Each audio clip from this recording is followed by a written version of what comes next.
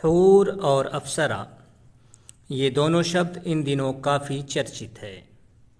मुसलमानों में ये चीज़ है कि जो कुछ इनकी धार्मिक पुस्तकों में आ जाए ये मान लेते हैं, जबकि हिंदुओं में ये चीज़ देखने को मिलती है कि शायद ही कोई हिंदू हो जो अपनी धर्म ग्रंथों को मुकम्मल तौर पे मानता हो।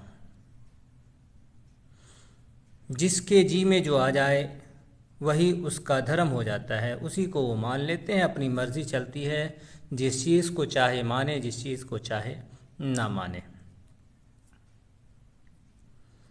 आज हम दिखाएंगे हूर और अप्सरा में फ़र्क। गरचे एक हकीकत है और एक महज अफसाना, पर फिर भी जो कुछ हूर के बारे में हमारी किताबों में आया है वो बताएंगे, और जो कुछ उनकी पुस्तकों में आया है वो भी दिखाएंगे। हमारे यहाँ तो ये बात मिलती है कि जन्नत में जो हूरें मिलेंगी वो ख़ास होंगी, मतलब जिसको मिलेंगी वो उसी के लिए होंगी, कोई दूसरा उसमें शरीक नहीं होगा। पर हिंदू धर्म ग्रंथों में जो बात लिखी हुई है, जो बात मिलती है, उसे देखकर आप भी चौंक पड़ेंगे। आप भी सोच में पड़ जाएंगे ये क्या बात लिखी हुई है। तो आइए हम शुरू करते हैं, आपको दिखाते हैं। इस किताब का नाम है पद्म पुराण। देख लें, इस किताब का नाम पद्म पुराण है। इसके पेज नंबर 30 पर हम जाते हैं। ये पीडीएफ का पेज नंबर 30 है, जबकि किताब का पेज नंबर 13 है।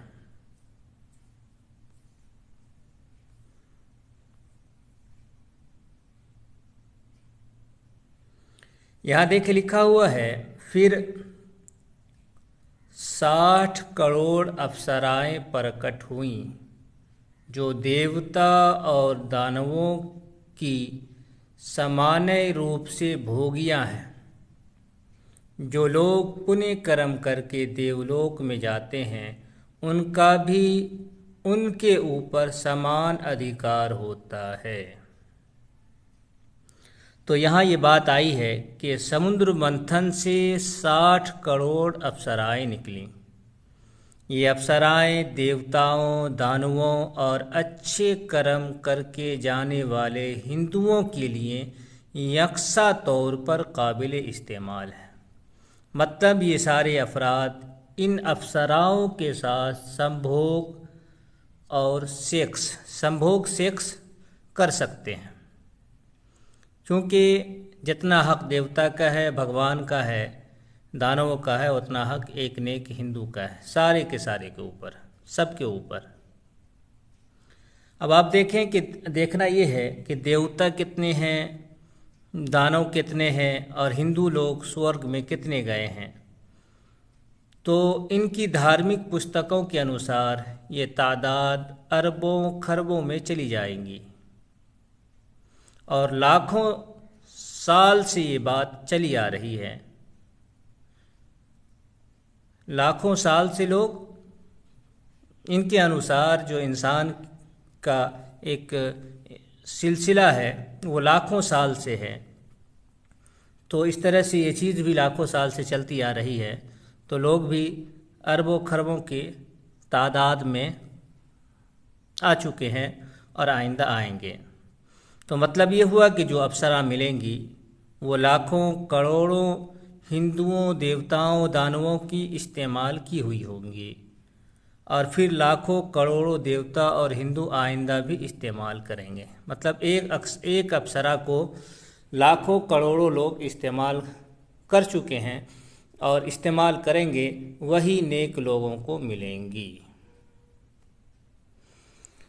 इससे भी ज़्यादा ख़तरनाक बात वो महाभारत के अंदर लिखी हुई है, वो हम आपको दिखा रहे हैं। ये महाभारत का वन पर्व अध्याय 46 मंत्र 43-44 है। वैसे इस कहानी को अगर आप समझना चाहें तो 3-4 अध्याय इससे मिला जुला इस किताब से आप पढ़ सकते हैं। यहाँ देखिए लिखा हुआ है कि पुरु वंश के कितने ही पोते नाती तपस्या करके यहाँ आते हैं और वे हम सब अप्सराओं के साथ रमन करते हैं, सेक्स करते हैं।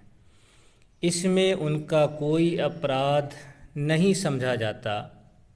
मानद मुझ पर प्रसन्न हो, मैं काम वेदना से पीड़ित हूँ, मेरा त्याग ना करो, यानी सेक्स करो मुझसे, मैं तुम्हारी भक्त हूँ और मद नागनी से दग्ध हो रही हूँ, अतः मुझे अंगीकार करो, स्वीकार करो, कबूल करो, यानी मुझसे सेक्स करो। अब इस कहानी को आप मुख्तसर तौर पर समझें कि अर्जुन का जाना स्वर्ग में होता है। जब अर्जुन स्वर्ग में जाते हैं तो वहाँ उर्वशी नाम का एक अप्सरा है, वो आती है और उसका आना इसलिए होता है कि अर्जुन के साथ वो संभोग करे, सेक्स करे। अप्सरा कहती है, बार बार कहती है, इशरार करती है, ज़ोर ज़बरदस्ती भी करती है, पर अर्जुन सेक्स करने के लिए, संभोग करने के लिए राज़ी नहीं होते हैं। अर्जुन ये कहकर के मना कर देते हैं कि तुम मेरी माँ जैसी हो। वजह यह होती है कि अर्जुन जिस नस्ल से है उस नस्ल की शुरुआत इसी अप्सरा से होती है। ये भी एक कहानी है बहुत सारी किताबों के अंदर। बीच में लगभग 50 के आसपास लोग आ जाते हैं। काफ़ी ज़माने के बाद अर्जुन इसी नस्ल में जन्म लेते हैं।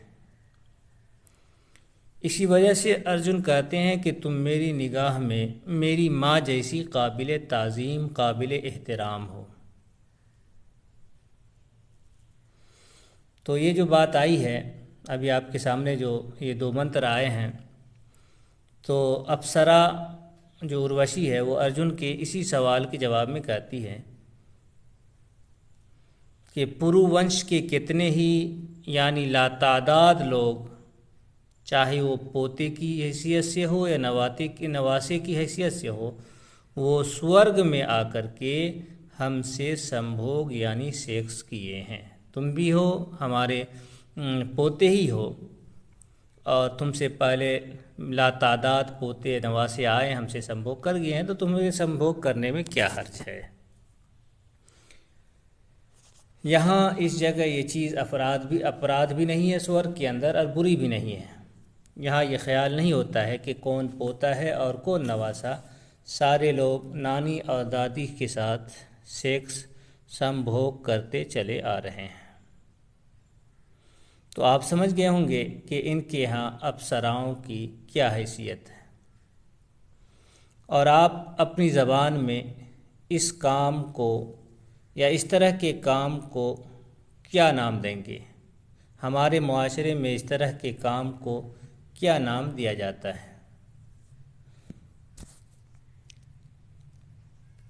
और शिव पुराण में ये बात मिलती है कि जो हिंदू औरतें पति को खुश रखकर, पति की सेवा करके, पतिव्रता जिसको कहते हैं, उस हालत में स्वर्ग को जाएगी, तो वो औरतें भी स्वर्ग में जा कर के अप्सरा बन जाएंगी और फिर जो है वो अप्सरा बनकर उसी तरह से सेक्स करेंगी जिस तरह से अप्सराएं सेक्स करती, यानी कई मर्दों से, लाखों करोड़ों मर्दों की सेवा उनको, ऐसी औरतों को मिलेंगी। तो ये है इनके यहाँ। अब इससे ये भी समझ सकते हैं कि औरतों को हिंदू धर्म के अनुसार स्वर्ग में जाकर के क्या मिलेगा। यानी कि हिंदू धर्म के अनुसार औरत को स्वर्ग में जाने के बाद 1-2 नहीं, हज़ारों लाखों की तादाद में मर्द सेवा देने के लिए मिलेंगे।